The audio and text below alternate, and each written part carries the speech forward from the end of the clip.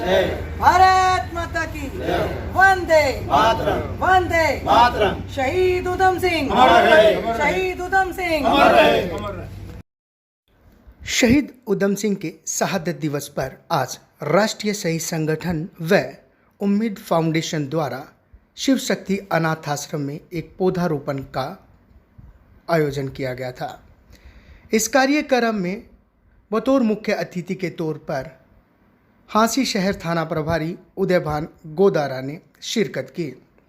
इस दौरान आश्रम में आने के बाद सबसे पहले उदयभान गोदारा ने यहाँ पर रह रहे असहाय, बेसहारा और लाचार लोगों के बारे में जाना व उनसे बातचीत की, जिसके तदुपरांत अनाथ आश्रम में उनके द्वारा उनके कर कमलों से संस्था द्वारा पौधारोपण करवाया गया।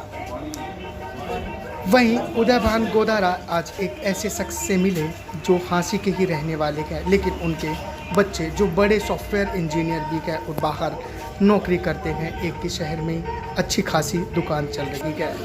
उन बुजुर्ग ने अपनी आप बीती उदयभान गोदारा को बताया और किस तरह से वो अपने घर से निकाले गए और वो किस तरह का अनाथ आश्रम पहुँचे, इस बारे में भी उन्होंने शहर थाना प्रभारी से बताया।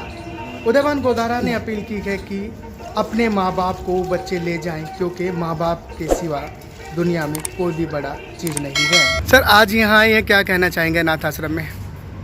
आज मुझे पता चला है कि शिव शक्ति अनाथ आश्रम एक बहुत अच्छी एक संस्था चल रही है, जिसमें मजबूर और मजलूम लोग काफ़ी 50-60 की संख्या के अंदर, जिनके बच्चे अच्छे वर्द भी हैं, जिनके अच्छे बच्चे सेटल हैं, वेल सेटल होते हुए भी वो अपने माँ बाप को रोजी रोटी नहीं दे रखे, लेकिन ये दलबीर भाई साहब हैं, कुछ और इनकी मदद और संस्था जैसी मिला के उनकी सेवा कर रहे हैं। यहाँ आने के बाद मुझे बहुत अच्छा लगा और दुख भी हुआ कि जिनके बच्चे इतने सेटल होने के बावजूद उनके माँ बाप को अनाथ आश्रम की ज़रूरत पड़ रही है। तो हमारे संस्कार, हमारे रीति रिवाज, जिस देश की पूरी दुनिया कदर करती है कि हिंदुस्तान की ऐसी संस्कृति है, उनको हम यहाँ अगर अनाथ आश्रम में आके देखते हैं तो शर्म भी आती है। तो क्या ऐसे बच्चों के लिए क्या संदेश देना चाहेंगे? क्या ऐसे बच्चों के खिलाफ कार्रवाई करेंगे पुलिस विभाग कभी? देखिए, वैसे सिटीजन एक्ट के तहत आजकल जो बच्चे अपने माँ बाप की अगर कदर नहीं करते हैं और रोजी रोटी नहीं दे सकते तो उनके खिलाफ एक्शन होता है। अब कानून बना है कि माँ बाप की सेवा करनी पड़ती है, लेकिन फिर भी सबसे ज़रूरी तो उनको संस्कार है। मैं ये कहना चाहता हूँ कि ये दिन हर किसी में आने होते हैं। मौजूदा एक कहावत होती है कि बादशाह अकबर ने एक बार बीरबल से कहा था कि बीरबल बताओ सबसे बड़ा अचंभा कौन सा है। तो उसने कहा था कि मृत्यु शाश्वत सत्य है, लेकिन उसे मानता कोई नहीं, ये सबसे बड़ा अचंभा है। तो ये बुढ़ापा बिल्कुल हकीकत है, शाश्वत सत्य सब में आना है। बीमारी है, बुढ़ापा है और मौत भी सबकी आनी है। उनके बच्चे आज जवानी के अंदर भूल चुके हैं कि जिनके माँ बाप के सहारे उन्होंने ये मुकाम पाया, जिनको बढ़ाया है, आज ये वर्द होने के बाद उनको अगर रोजी रोटी नहीं दे सकते तो इससे ज़्यादा और शर्म की बात क्या हो सकती है। सर, आपने यहाँ पे पौधारोपण किया, क्या कहेंगे इस बारे? देखिए, शहीद उधम सिंह जयंती के मौके पर मैं शहीद उधम सिंह को सत सत नमन करता हूँ। और एक ऐसा युवा जिसने 14 साल की उम्र में ही अपना जीवन का मुख्य उद्देश्य मान लिया था, जिसने ये क्रूरता देख के जनरल डायर की, जिसने 2000 लोगों को जलियांवाला कांड के बाग के अंदर घेर के मार दिया था। और 14 साल की उम्र बहुत कम होती है। उस उम्र में उसने ये अपने जीवन का उद्देश्य बना लिया था कि मुझे इस पापी से बदला लेना है, मेरे देश की जनता का जिसने नरसंहार किया है। उसके पूरे जीवन उसने अपने मकसद में काम किया। उसके अपना जीवन जीने के लिए उसने कहा कि मुझे जीना है, जीवन है और जीना इतना है कि जब तक जनरल डायर को न मार लूँ तब तक मुझे जीना है। इसलिए उसने भिन्न भिन्न प्रकार के काम किए, बढ़ई का काम किया, कारपेंटर का काम किया, कहीं वेटर का काम किया, लेकिन अपने मकसद में कामयाब हुआ। लंदन में जाके उस दिन मारा गया जिस दिन उसको जलियांवाला बाग में हिंदुस्तानियों को मारने के लिए जब अवार्ड दिया जा रहा था, तो उस दिन को चुना उस हमारे शेर ने, और उसी दिन उनके घर में जाके उसी मुकाम पे अवार्ड लेते हुए जनरल डायर को उसने गोलियां मारी। तो हम ऐसे शहीद को और ऐसे वीर को हम जितनी कर सके उतनी हम नमन करते हैं, इज्जत करते हैं। ऐसे शहीदों के मैं युवाओं से कहता हूँ कि पच्चीनों पे चलने की काम कीजिए और अपने देश के लिए कुछ न कुछ हो सके उतना अच्छा करने की कोशिश करें। Thank you sir. शहीद जी मैम, क्या कहेंगे जैसा कि आज आप लोग यहाँ पे आए हैं? सबसे पहले तो आपका धन्यवाद जो हर गतिविधि को शहर तक पहुंचाने का काम करते हैं। आज हमारे शहर के SHO उदयभान गोदारा जी को हमने यहाँ बुलाया था। हम तो वैसे आते रहते हैं, हमारा मकसद भी यही होता है कि यहाँ का सारा जो भी कुछ है सबको दिखाते रहे ताकि वो भी यहाँ विज़िट करके जाएँ। उदयभान जी सर आए थे आज, उनसे हमने आज उधम सिंह जी की हमने शहादत पर आज उनके एक पौधारोपण करवाया था।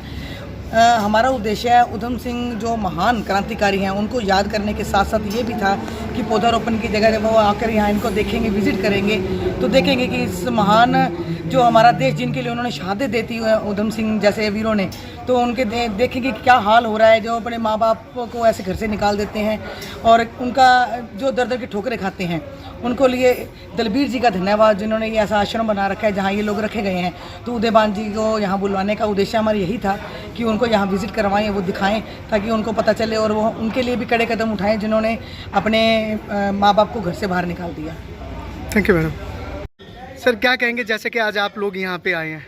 निस्संदेह जो ऐसे अधिकारी और कर्मचारी लोग और जो समाज के प्रबुद्ध लोगों का जब यहाँ विजिट होता है तो इसकी आश्रम का बहुत बड़ा एक सपोर्ट मिलती है। उससे एक समाज को मैसेज आता है, लोग अपने तन मन और धन से यहाँ अपना सहयोग करने के लिए एक अपने आप को बड़े उपलब्ध करवा पाते हैं। और ऐसे वाक़यात मैं आप लोगों का भी धन्यवाद करना चाहता हूँ कि ऐसा विजिट करवा करके एक मैसेज समाज को दे रहे हैं ताकि इसका खर्च पानी चलता रहे और ये बड़े आराम से इन जो लोग 60-65 लोग जो यहाँ रहते हैं उनका जीवन बसर सही ढंग से बीते।